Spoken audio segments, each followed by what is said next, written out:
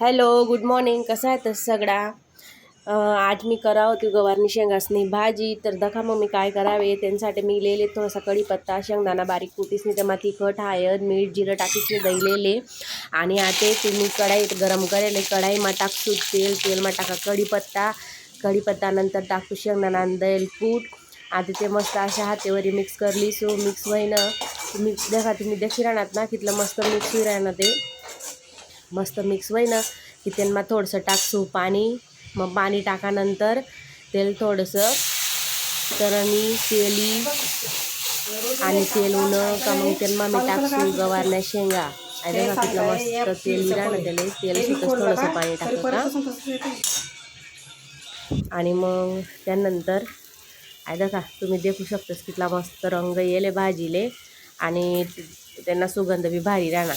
आता मी टाक्यात ते मग शेंगा गवारण्या शेंगा त्याही मस्त मिक्स करलीसू चांगलं एकजूळ लवून मिक्स करलीसू त्याले आणि मिक्स करानंतर चांगलं मिक्स व्हायनं की मग त्यांना टाकसू थोडंसं पाणी आणि पाणी टाकानंतर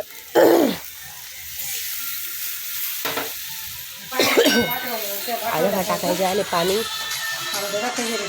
आता तिथला मग सासू मला मन सासू सांगणार तिथं काही बायका रील्स बनाय राहिली असं म्हणून थोडंसं हसू राहिलं ते विगे.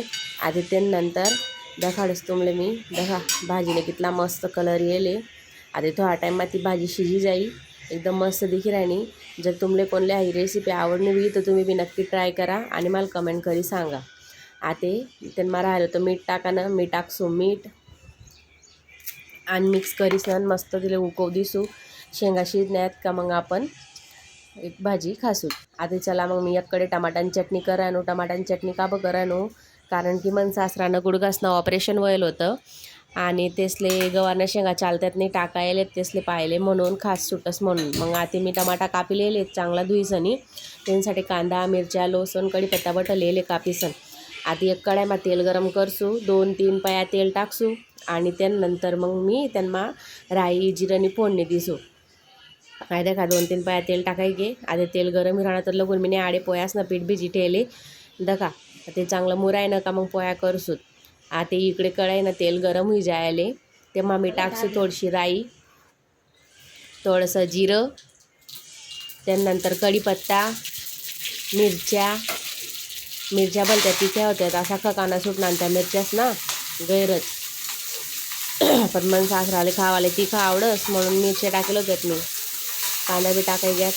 आता मस्त तसले परतेली चांगला त्या लाल वहिनात की मग ते टमाटा टाकत तोपर्यंत आडे आपण दखूत भाजी शिजेले का दखा मस्त भाजी शिजायले आणि दखा कितला भारी कलर येले ती भाजीले. तुमले अशी भाजी घे आपला खानदेशमा अशीच भाजी करतोस बट असले आपला खानदेशी लोक असले अशीच भाजी आवडस आणि आडे पुन्हा मा काही करतस नाही पुन्हा माता इथलंसं बट्ट टाकतस शेंगदाणा कूट आणि असं पाणी रसा करतस. आता त्या काही टमाटांची चटणी मा कांदा विजाले त्यांना मी थोडीशी हळद धना पावडर असं टाकसू त्याला आता मिक्स करसू आणि मग टमाटा टाकसू.